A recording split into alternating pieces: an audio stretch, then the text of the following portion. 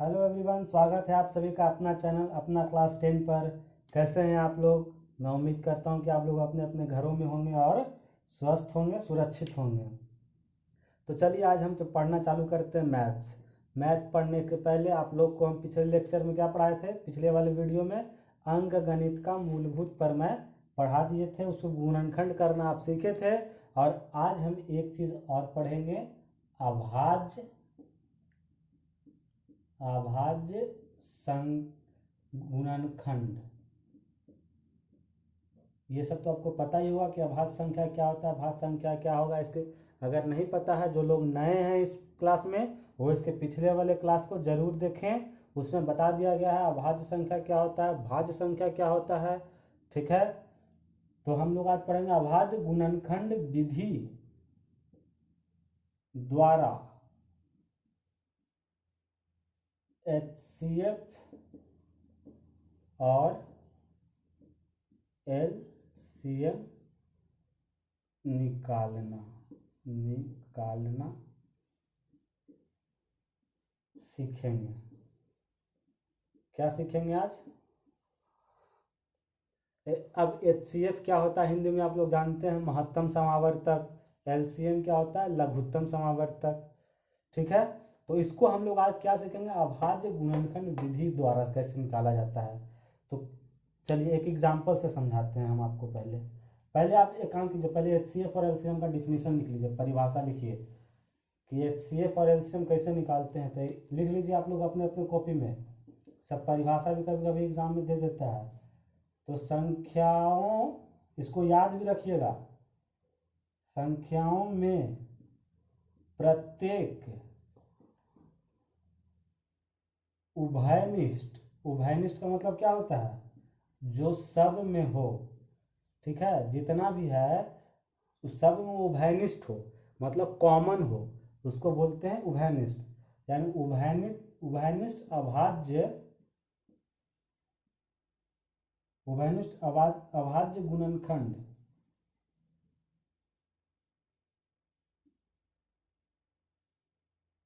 अरे यार, बोर्ड पे राइटिंग है ठीक नहीं है मेरा। गुणनखंड, अभाज्य गुणनखंड की, इस पे ध्यान दीजिएगा, सबसे छोटी घात का गुणनफल। अब इसको एक बार समझिए आप लोग, हम जो लिखे हैं उसको। क्या लिखे हैं? पहले कॉपी में आप लोग लिख लिए, संख्याओं में प्रत्येक उभयनिष्ठ अभाज्य गुणनखंड। अभाज्य गुणनखंड तो आप लोग निकालना सीख लिए हैं। तो अभाज्य गुणनखंड की सबसे छोटी घात। ये घात क्या होता है? घात को इंग्लिश में कहते हैं पावर।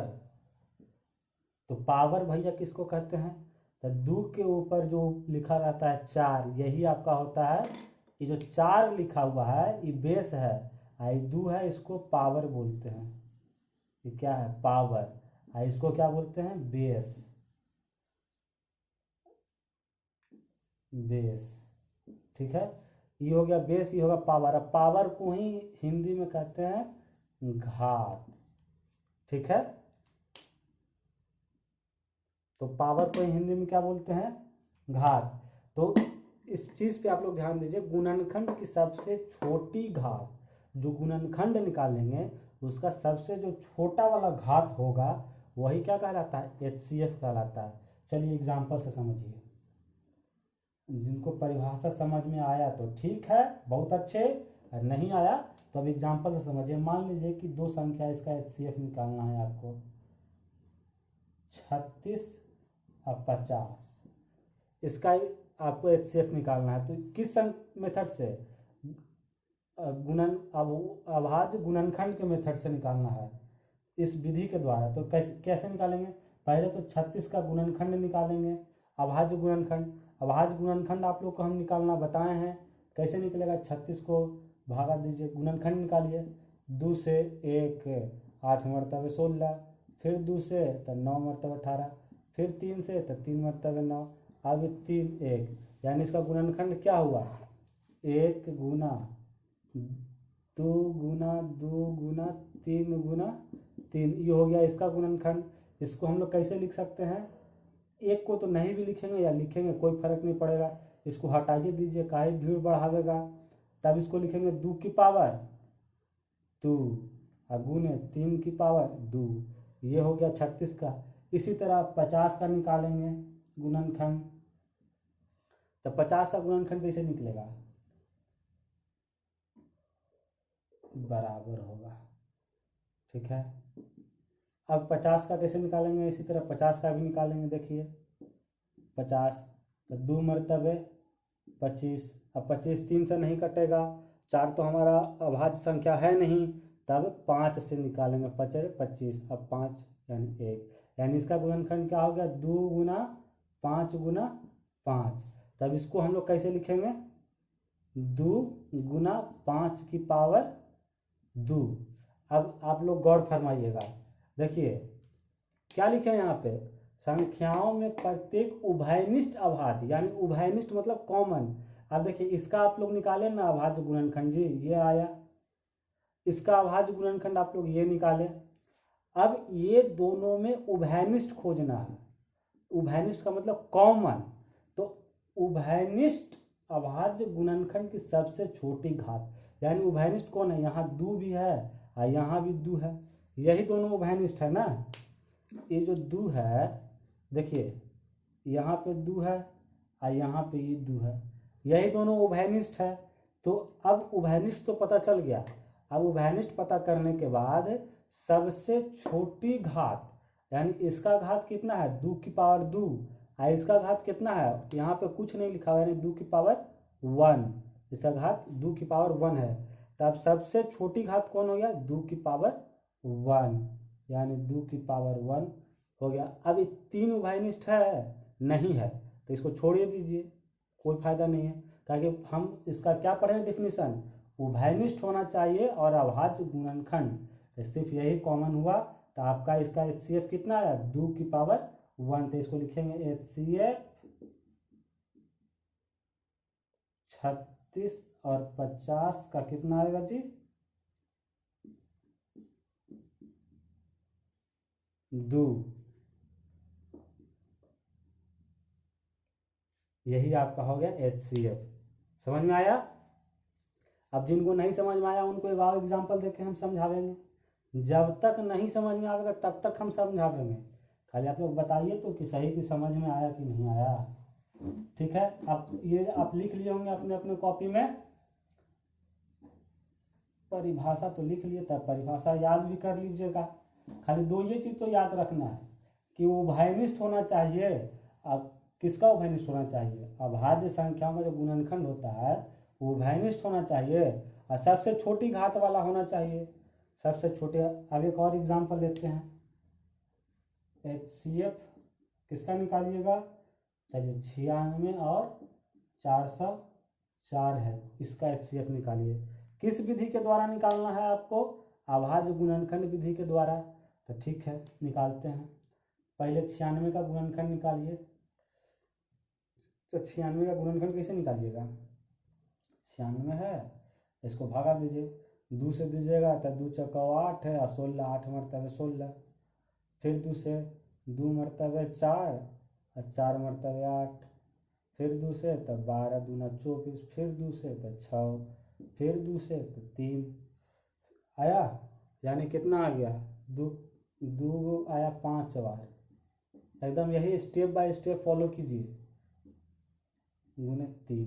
इसको हम लोग कैसे लिख सकते हैं, ये तो 96 के बराबर है, तो 2 की पावर 5 गुना 3, ठीक है, यहाँ तक समझ में आया। अब देखिए, अब निकालिए 404 का गुणनखंड, 404 का कैसे निकालिएगा, चलिए यहाँ पे निकाल देते हैं 404 का गुणनखंड। ये 2 से कटेगा, 2 मरतबे 0, 2 मरतबे, ठीक है, फिर 2 से कटा 1 0 1, अभी 101 किसी से कटेगा, नहीं कटेगा, नहीं कैसे कटेगा, ये अभाज्य संख्या है तो कैसे कट जाएगा, इसका कोई ना 2 से कटेगा, ना 4 से, ना 5 से, किसी से नहीं कटेगा, कोई भी अभाज्य संख्या इसको नहीं काट कोई भी भाज्य या अभाज्य संख्या नहीं काटेगा। क्यों? क्योंकि ये 101 खुद एक अभाज्य संख्या है, और अभाज्य संख्या क्या होता है? जिसका सिर्फ 2 ही गुणनखंड होता है।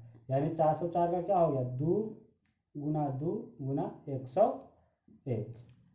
समझ में यहाँ तक आया? अब परिभाषा याद कीजिए आप लोग। HCF निकालना क्या था? इसको ऐसे लिख सकते हैं 2 की पावर 2 गुना 101। अब इसको क्या था? उभयनिष्ठ होना चाहिए। तो उभयनिष्ठ तो है आपका 2, ये उभयनिष्ठ है, ये भी उभयनिष्ठ है। ठीक है। और घात क्या होना चाहिए? सबसे कम होना चाहिए। तो घात तो कम यहीं पे नजर आ रहा है ना, यानी कि HCF कितना हो गया? 96 और 404। इसका कितना है? 2 की पावर 2। 101 काहे नहीं लिखे? काहे कि उभयनिष्ठ नहीं है। ठीक है, 3 है तो उभयनिष्ठ नहीं है, यानी कि इसका कितना हो गया? 4। यानी कि ये जो संख्या है HCF 96 और 404 का, वो HCF कितना आया? 4 आया। ठीक है, ये कौन सा मेथड है? अभाज्य गुणनखंड विधि है। ठीक ना? अब देखिए, अगर किन्हीं को नहीं समझ में आया तो एक बार और बताते हैं। इसी में देखिए, अब कहिए कि सर किसी को कॉमन निकालने नहीं आया तो कैसे निकालेंगे? तो आप इसमें बताइए, हम क्या बताए थे? यार किसी भी संख्या के ऊपर पावर अगर 0 दे दे तो उसका वैल्यू कितना होता है? 1 होता है ना। तो आप एक काम कीजिए, इसमें 101 नहीं है, नहीं है तो हम इसको लिख सकते हैं ना 101 की पावर 0। कोई दिक्कत? ये लिख दिए तो नहीं। इसमें 3 नहीं है तो हम 3 के पावर 0 लिख दिए, कोई दिक्कत नहीं, क्योंकि इसका ये वैल्यू 1 होगा, इसका ये वैल्यू 1 होगा। अब तो सब में ये भी, इसमें क्या है? उभयनिष्ठ है। 3 भी उभयनिष्ठ है, 101 भी उभयनिष्ठ है, यानी सब उभयनिष्ठ हो गया। तो ठीक है, सब उभयनिष्ठ हो गया तो सबको लिखेंगे।